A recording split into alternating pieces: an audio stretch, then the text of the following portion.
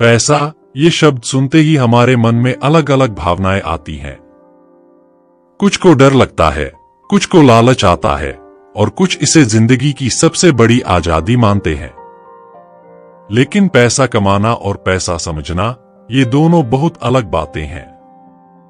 Morgan Housel इस किताब the psychology of money में हमें यही सिखाता है कि पैसे को समझने के लिए हमें फाइनेंस एक्सपर्ट बनने की जरूरत नहीं है, बल्कि सोच को बदलने की जरूरत है। इस वीडियो को अंत तक जरूर देखें क्योंकि इसमें 19 चैप्टर्स हैं और अगर आपने कोई भी चैप्टर मिस कर दिया तो आप द साइकोलॉजी ऑफ मनी को ठीक से समझ नहीं पाएंगे।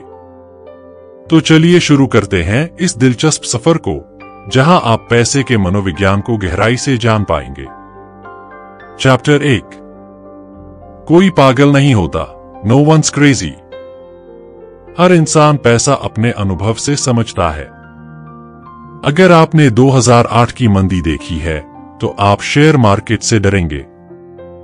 अगर आपने बिटकॉइन से पैसे बनाए हैं तो आप रिस्क लेने को तैयार होंगे। हर इंसान का नजरिया उसकी जिंदगी से बनता है। कोई भी पागल नहीं होता, वो बस अपनी दुनिया से सच्चाई को देखता है।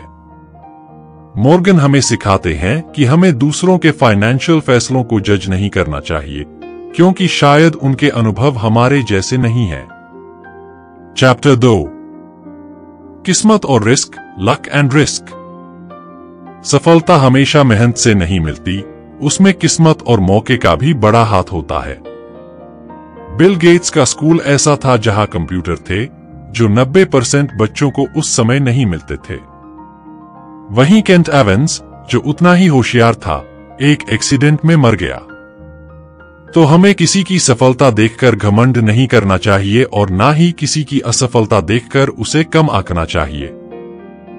हर कहानी में किस्मत और रिस्क का रोल होता है जो दिखाई नहीं देता। चैप्टर 3, कभी काफी नहीं होता, नेवर इनफ। लालच वो चीज है जो अमीर से भी सब कुछ छीन सकती है। राजेश एक करोड़पति है, लेकिन उसे 100 करोड़ चाहिए। वहीं सुरेश 50 लाख में खुश है क्योंकि वो अपने परिवार के साथ संतुष्ट है। मॉर्गन कहते हैं, आपको जानना होगा कि आपके लिए काफी क्या है, क्योंकि अगर आप कभी काफी नहीं वाली रेस में दौड़ते रहे तो मंजिल कभी नहीं मिलेगी। चैप्टर 4, पैसा बढ़ने दो, getting wealthy versus staying wealthy. पैसा कमाना एक कला है, लेकिन उसे बचा पाना एक और बड़ा हुनर है। बहुत से लोग करोड़ों कमाते हैं, फिर सब खो बैठते हैं। पैसा बनाए रखने के लिए जरूरत है ह्यूमिलिटी, रिस्क मैनेजमेंट और पेशेंस की। आप अग्रेसिव हो सकते हो पैसा कमाने में, लेकिन आपको कंजर्वेटिव बनना होगा पैसा बचाने में। चैप्टर 5, समय सबसे बड़ा जादूगर, the power of compounding. Warren Buffett ने 99% पैसा अपने 50 की उम्र के बाद कमाया। क्यों? क्योंकि उसने कंपाउंड इंटरेस्ट को वक्त दिया। मॉर्गन कहते हैं, बड़ा पैसा स्किल्स से नहीं, बिहेवियर से आता है।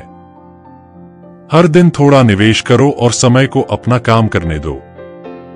कंपाउंड इंटरेस्ट एक धीमी रफ्तार से काम करता है, लेकिन उसका असर बहुत गहरा होता है। चैप्टर 6, आप जो नहीं देखते वो ज्यादा खतरनाक है, यूल बिलीव एनीथिंग। हम सिर्फ दूसरों की सक्सेस देखते हैं, लेकिन उनके पीछे का रिस्क और फेलियर्स नहीं। सोशल मीडिया पर लोग अपनी लग्जरी दिखाते हैं, लेकिन उनके कर्ज, उनका डर, उनकी चिंता हमें नहीं दिखती। मॉर्गन बताते हैं कि हमें अपनी फाइनेंशियल डिसीजंस दूसरों को देखकर नहीं लेनी चाहिए, क्योंकि हमें उनकी पूरी कहानी नहीं पता। चैप्टर 7, अपनी खेल के नियम खुद बनाओ, मेक योर ओन रूल्स। हर इंसान की फाइनेंशियल जिंदगी अलग होती है। किसी को जल्दी पैसा चाहिए, किसी को रिटायरमेंट की चिंता है। इसलिए जो स्ट्रैटेजी आपके दोस्त के लिए काम कर रही है, वो शायद आपके लिए ना करे। मॉर्गन कहते हैं, अपना खेल पहचानो। शॉर्ट टर्म ट्रेडर्स और लॉन्ग टर्म इन्वेस्टर्स के माइंडसेट अलग होते हैं, इसलिए उनकी डिसीजंस भी अलग होंगे। चैप्टर 8, बचत ही असली अमीरी है, सेविंग इज फ्रीडम। लोग सोचते हैं कि ज्यादा कमाना ही अमीरी है, लेकिन असली अमीरी है कम में जीना और बचत करना। बचत मतलब कंट्रोल। आज पैसे खर्च मत करो ताकि कल आपके पास विकल्प हो।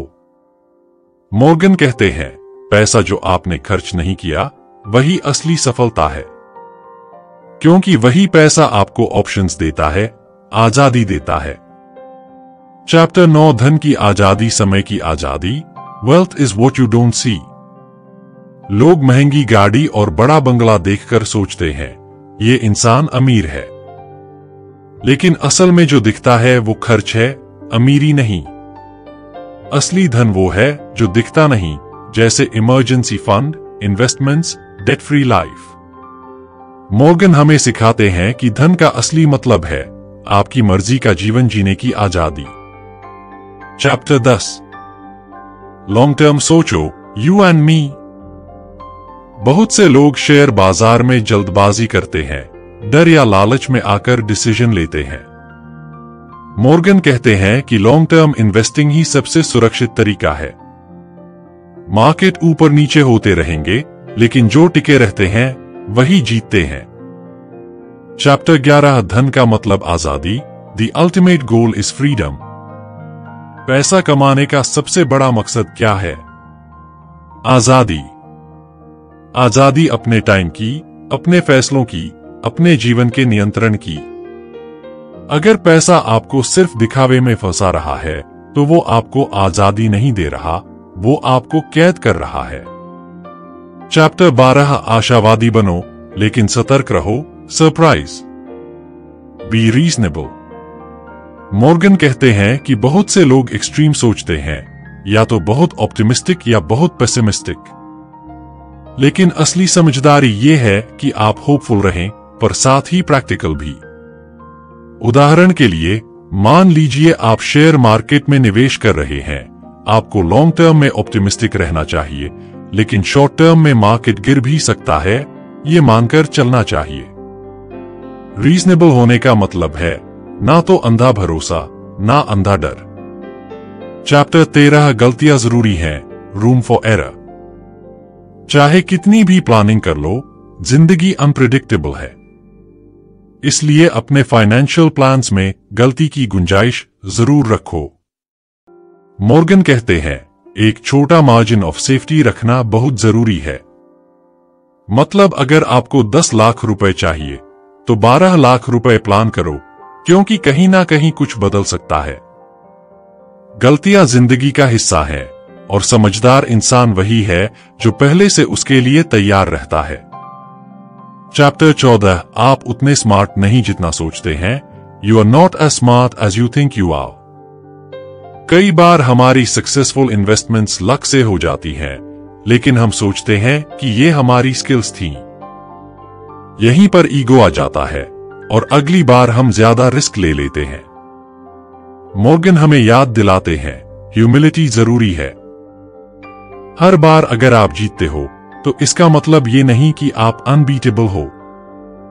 मार्केट कभी भी किसी को भी सबक सिखा सकता है। चैप्टर 15, धैर्य सबसे बड़ी ताकत है। The seduction of pessimism.